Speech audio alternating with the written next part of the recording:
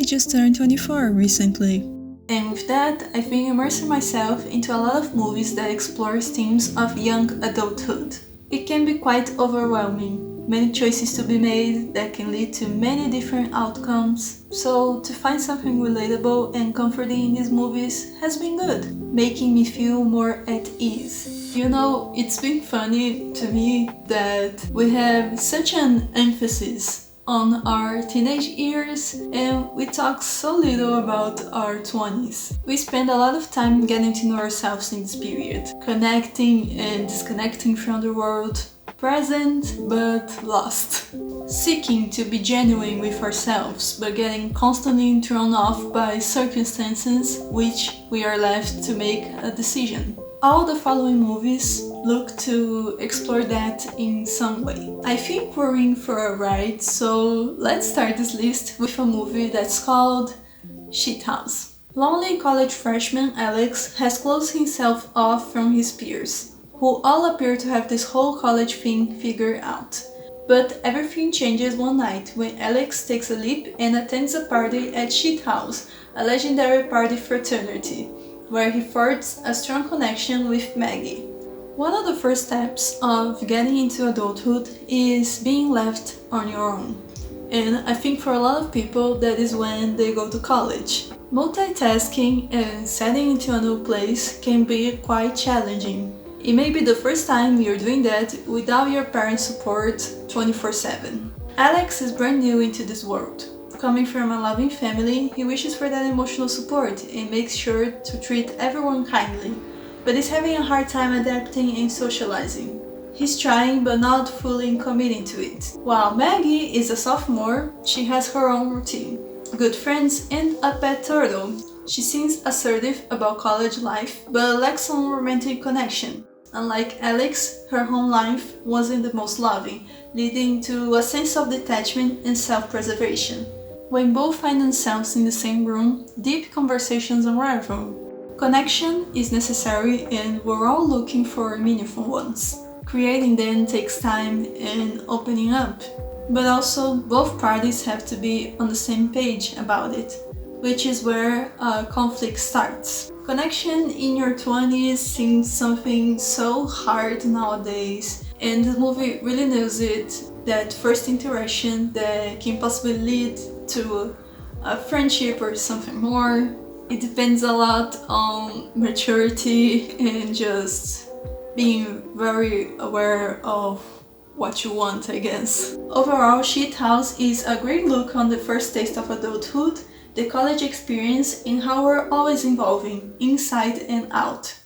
Our next movie is Kiki's Delivery Service. A young witch, on her mandatory year of independent life, finds fitting into a new community difficult while she supports herself by running an air courier service. I rewatched this movie recently and I think it's the perfect movie for you to watch when you're moving out and setting into a new place. It just gives the feeling that everything is going to be okay, no matter how big it all seems. Starting a new journey is never easy, so enjoy the process and everything that comes with it, especially the ups and downs, which is really something we see Kiki go through. I think Kiki is a great coming-of-age movie that can be targeted both for teenagers who are just starting to get a look of like what life can be, but also for 20-somethings who are kinda having to go what Kiki goes through in the movie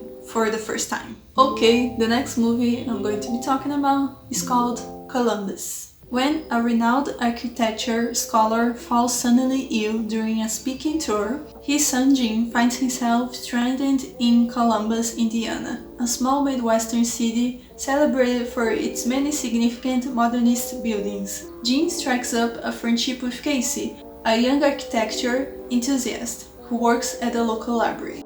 Columbus is a patient movie. It really takes its time to set the scene with no thrilling soundtrack behind or rushing to get where it needs to be. It's a movie that respects life and with that the viewer. Set in a place known for its modern architecture, there's constant shots of beautiful buildings that are probably overlooked by most locals, but not with Casey, having found beauty in the shapes and sizes without having left her hometown once. But when an opportunity arises for her to leave town in the hopes of learning more about what she loves, an inner conflict takes place. I don't know why, but every choice that we make in this age feels like a huge commitment because it's so many possibilities. With Jim, he's someone who just arrived in town and can't wait to leave Columbus. When he and Casey meet,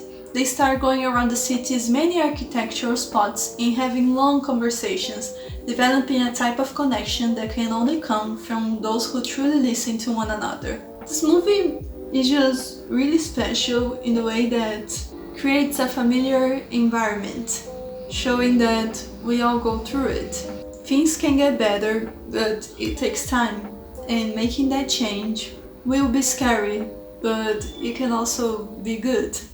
Okay, the next movie we're going to be talking about, it's called Frances Ha. An aspiring dancer moves to New York City and becomes caught up in a whirlwind of flighty fair weather friends, diminished fortunes, and career setbacks. I already mentioned this movie in a video where I talked about movie recs for your inner dreamer, and my perspective of that movie at the time is different from the one that I have now. Frances is all of us, especially us in our 20s, navigating through all the ups and downs that comes with adulting. She's someone who's having to grow up and doesn't know how or want to, while also going through a breakup with her best friend.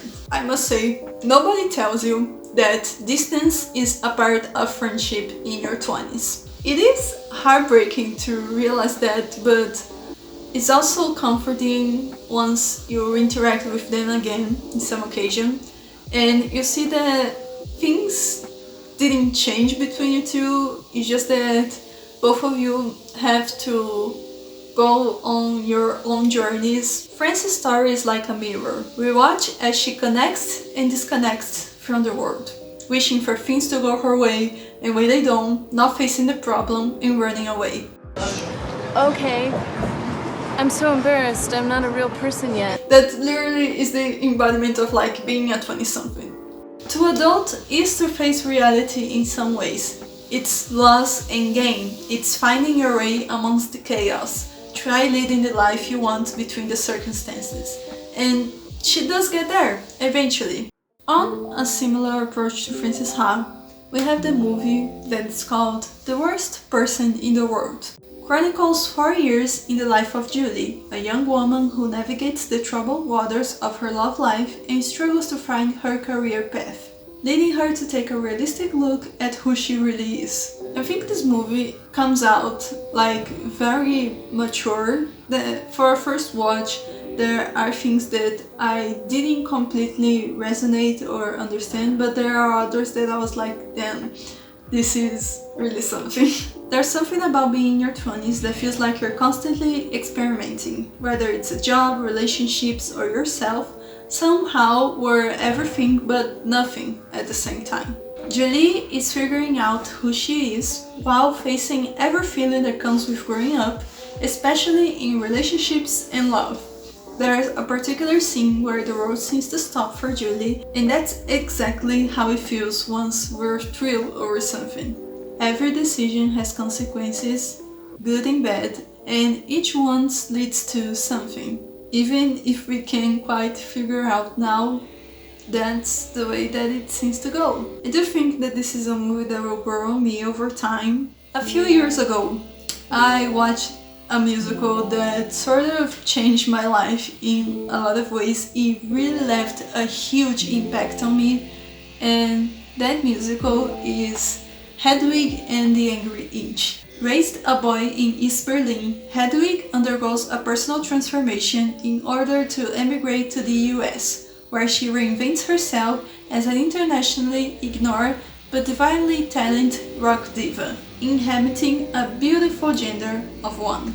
I think Hedwig is a movie that everyone should experience at least one time. You may not get it at the first time, but something in there is gonna to stay with you. because this movie really goes deep in the difference of romantic love and self-love and what all of that means. There's a song in the movie that's called The Origin of Love, and it touches on that we have an other half and that we are constantly on the lookout for where is that other half and how it will complete me when I find that other half. The movie goes in this journey to show you how that's more of a fantasy and that you already are complete within yourself. When you get to the end of the movie, you can be more happy about the release there is of that character. I struggle with my favorite songs of this musical. It really goes back and forth, but I love Wicked Little Town, Hedwig's version. Midnight Radio is a classic. The Origin of Love, Wig in a Box, come on. Next movie I'm going to be talking about, it's called The End of the Tour. The story of the 5-day interview between Rolling Stone reporter David Lipsky and acclaimed novelist David Foster Wallace, which took place right after the 1996 publication of Wallace's groundbreaking epic novel Infinity Jest. It goes on this realm of like movies that have long conversations, but they are just so damn meaningful ones. Basically, you have the Rolling Stone reporter who is also an author and has released his book, but is not getting much attention. And then you have the person that he's interviewing who has become this acclaimed author. He's not so interested about fame, he's very worried that it's going to take something out from him. He wants something better than he has. I want precisely what he has already. David Foster Wallace was a very self-conscious person, self-aware from what we see in the movie, and he's more on the authentic side of things, of like, I want to have an honest conversation with you, even though I know that this interview can get shaped in any way. You can make me look like a good person or a bad person. Just wow, how that thing of perception is something that he cared so much. It's very interesting to watch the movie knowing of what we know now about how social media works and how that thing of perception has changed it completely. Next movie we're going to be talking about, it's called Fantastic Mr. Fox. The Fantastic Mr. Fox, bored with his current life, plans a heist against the 3 local farmers. The farmers, tired of sharing their chickens with the sly fox, seek revenge against him and his family. I think that this movie does a great job of showing how things sometimes just don't go as planned and we have to work with it. Something that Mr. Fox comes to learn is that actions have consequences, so him pursuing a dream that once when he was young would be totally okay, now when he's older affects his family and as a circumstance his friends. The movie is just built in that whole thing of being ordinary but wonderful as well. It's just about embracing yourself and your surroundings. You may be a wild animal, but not so much as you thought you were. Next movie I'm going to be talking about, it's the Before trilogy. More specifically, Before Sunrise. A young man and woman meet on a train in Europe and wind up spending one evening together in Vienna.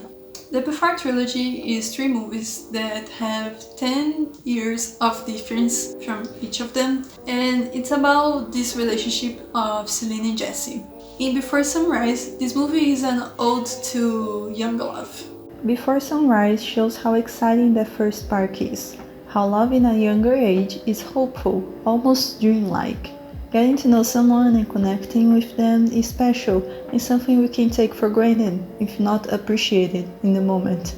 What Jesse and Celine share for one night is what many seek for, to be seen. Before Sunrise was my favorite for a long time, and then nowadays I just love Before Sunset so much more because it's more mature. The Before trilogy achieves in showing how we grow in and out of love, how relationships require more than just a feeling, communication is key, and keeping a balance between the dreamy and real state.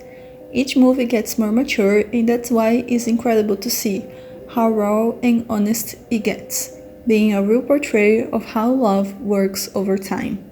So those were my movie recs for 20-somethings. Look, all I can say is that you're all going through it.